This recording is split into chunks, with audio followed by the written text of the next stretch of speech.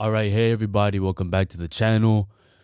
This is going to be another review. This is a review of a fragrance that started my collecting journey in fragrances. This one is a very old fragrance in terms of when it was released. I first got this a couple weeks before quarantine, and I'm surprised because this is the first fragrance I ever bought, the first fragrance I ever got complimented on, and it's a very old school scent profile. Now, this is very affordable nowadays. You can find this all over your Ross Dress for Less, TJ Maxx's, Marshalls. I haven't seen them at Nordstrom Racks, so I can't tell you whether you can find it there or not. But from Versace, yes, you heard that right, an affordable fragrance from Versace. When you think of Versace and rack stores, the first thing that comes to a lot of people's minds, if you are familiar with them, is blue jeans, which in itself is also another very affordable Versace fragrance. But this is not blue jeans because I do not own blue jeans.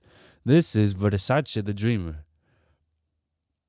This was released in 1996.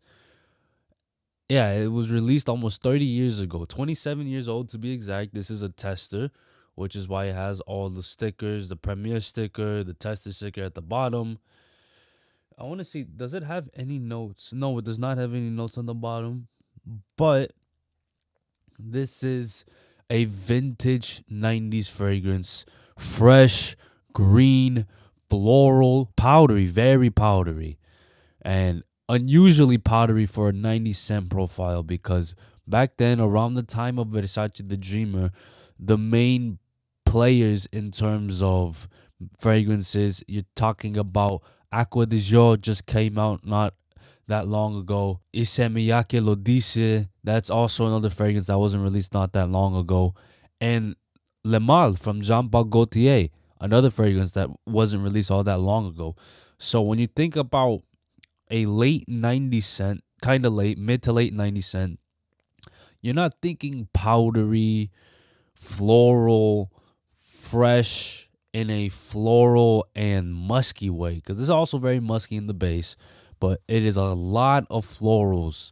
I know it's like Artemisia, Iris, like very floral, and it is marketed towards men. At the end of the day, this is a very musky, leafy tobacco. And I mean leafy tobacco. There's a good hit of green tobacco in here. If you haven't smelled the tobacco leaf, at least from what I've smelled in the fragrance world, this is one of the best ways to get tobacco leaf in a very affordable fragrance. How affordable am I talking about? I'm talking about full presentation at Ross Dress for Less, Marshalls, all of those rack stores, around the $20 price point. And it's a Versace, Gianni Versace fragrance. Supposedly, at least from what I've heard, what I've researched in the past, Versace the Dreamer was the very last fragrance Gianni Versace ever creatively directed before he died. I think he died in 96 if I remember. I don't remember like exactly, but he did die before the millennium for sure. That I do remember. This is not a typical masculine scent even in today's market. Even with all like these floral, powdery, sweet fragrances that are being marketed towards men, and even in the unisex market in the designer realm, this has its own niche appeal because it is very powdery. That opening in general, that opening is very, very polarizing and divisive. Surprisingly, in high school, I'm talking about junior year of high school, I got a compliment from another high schooler. She was, I think, a grade above me. She complimented me wearing this. She told me I smelled great. Being a freaking, at that time I was 16, I got complimented with a fragrance that was released in the late 90s that was not Acqua di Gio, not L'Odyssée, not Jean Paul Gaultier Le Mal, not Givenchy Pie. It was Versace the Dreamer. It is very, very masculine in my opinion. Don't look at the note breakdown, but it is very masculine. It is very masculine. This is definitely mature leaning, which is why a lot of people would kind of be surprised that this is the fragrance I started my collection with, Versace the Dreamer. The other two fragrances I no longer have anymore. One of them broke when I had about 5 milliliters left in the bottle. The other one, Spoiled, and the Atomizer was just abysmal. I think there was like a little air pocket in the straw that leads to the nozzle, and it just stopped spraying properly. The scent changed a lot because it was an uncapped tester, which is one of the worst things ever. Don't worry about it. If you ever get a hand on Versace the Dreamer, this is the atomizer. There is no cap. This is the push. It says on here where it says press there. There's a spray.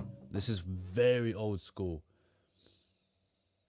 I am a little congested, I will say. I'm a little congested, so I can't smell as much, but it is very, very polarizing in the open. It is very indecisive because so much is going on at once.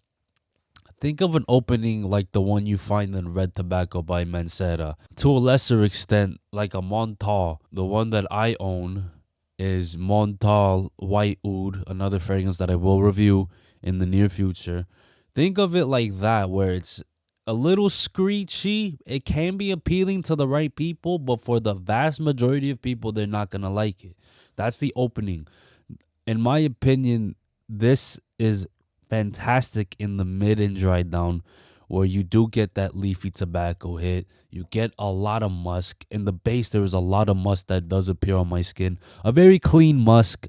Do not expect anything animalic, dirty, anything like skanky. It's not that type of musk. It's a very clean, light, whiffy type of musk that lingers in the air very nicely with that leafy tobacco note. You do get a little bit of the powdery florals performance because this is an older fragrance released in the 20th century. Even through all the reformulations, I'm assuming there's a lot of reformulations in the past, it still performs fairly good. Now, in terms of scent profile, I don't know how much it's changed, but performance is still very solid. I get an easy 7 to 9 hours, which is very good performance in my books. Anything above 6 hours can be, in my opinion, considered a signature scent because you don't really want to apply a fragrance over and over again just to have it die down 2 hours later or 3 hours later and then have to reapply it again. And part of that too does play a role is olfactive fatigue. As long as you don't spray in front of your nose, you're fine. If you spray in front of your nose, spray lower down. Like sometimes I'll do the stomach or like the waistline. I don't really spray like my bare chest. I don't spray the front of my neck anymore. I only spray around like my shoulders, my triceps. Every now and then my biceps. If I know I'm going to be out in public and it's like really hot and it's a very light fragrance, I'll spray my biceps. I said triceps. Shoulders, I spray a lot of my shoulders. I spray the side and the back of my neck. So I don't really spray in front of my nose. And that has really gotten good performance, at least with my nose not getting tired of the fragrance that I'm wearing. So that's why I'm able to say I could still smell the fragrance 7-9 hours into the life of the fragrance. Now again, this is very wishy-washy in a sense because a lot of average performing fragrances on my skin tend to last a good amount of time. An example is the bottle that I broke that had 5 milliliters left in it was Versace Porom, which is fantastic. Fantastic to start a collection, to start a little mini fragrance rotation for the everyday person. But one thing it's notorious for is not being a long-lasting fragrance. People get like 4 or 5 hours. Some people get 6. I got around 6 to 8 hours. Again, it's subjective on skin in terms of performance. Scent will change a little bit depending on skin, but I got a lot of good performance off of fragrances that were not known to be good performers. I'm kind of one of the lucky ones in that regard, but if you're looking for a good performer, at least in my experience, definitely try this one out. If you're looking for a very affordable, masculine, mature fragrance, definitely give this a go. And for $20 at the rack stores, I think it's more than worth it. The only issue, like I mentioned before, is that opening note. If you do not like how it clashes, how it's I guess, blended in the term, because it doesn't really smell blended in the opening. It smells very chaotic. There's a lot going on. It can be headache inducing. So I would say, if you are gonna wear it out in public, spray the fragrance a few times, let it sit for about 2 minutes or so before that opening definitely fades out and it gets a lot more palatable for the majority of the general public. If you do like that opening, disregard what I just said, but that's just for those who are interested in this fragrance that are not familiar with it. Definitely let it sit on your skin for a few minutes before you walk out the door and do your whatever you do it for. Because in my opinion, you could do anything with this. Maybe not a black tie event, but you could definitely dress this one up with a blazer. You could definitely wear button up with it. You could wear t-shirt and shorts. Even you could wear a tank top with shorts with some flip-flops. You could definitely rock it. I will say though, season-wise, I do believe this is very good for the spring and the fall because of that opening alone. That opening in the summertime, I've done it in the past. It is very, very strong. And with all that heat, it's just very headache inducing, that opening. So if you are going to wear it in the summer, limit your sprays. Maybe be in a climate controlled environment before you head out, especially if you're about to spray the fragrance. Do not spray it in the middle of the sun. Do not do that. Be in a climate controlled environment before you walk out the door. And yeah, you got a really good, in my opinion, signature scent for a mature man who doesn't really care about how much they spend on their fragrance, but wants a very good fragrance. Versace the Dreamer is just that. So hopefully you like this review. If you do, please give this video a thumbs up. Comment down below if you own Versace the Dreamer. What's your favorite Versace fragrance? I've tried a lot of Versace fragrances in the past, but I only own this one. I do not own any of the Versace Eros or like any of the flankers. I've smelled them. They're very good. Actually, my favorite one is Eros Flame because I like the orange that they utilize.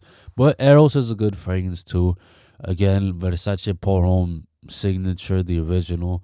Fantastic, simple, everyday wear for a warmer climate. I remember smelling Dylan Blue, but I don't remember what it smells like.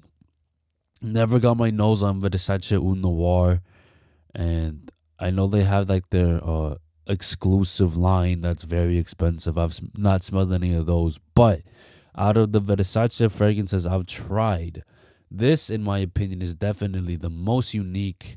And surprisingly, actually, no, it's not the only one because I did get a lot of compliments with Versace Pour Homme, so I can't say that. But surprisingly, it did give me a compliment. So there are people out there who do like this scent profile.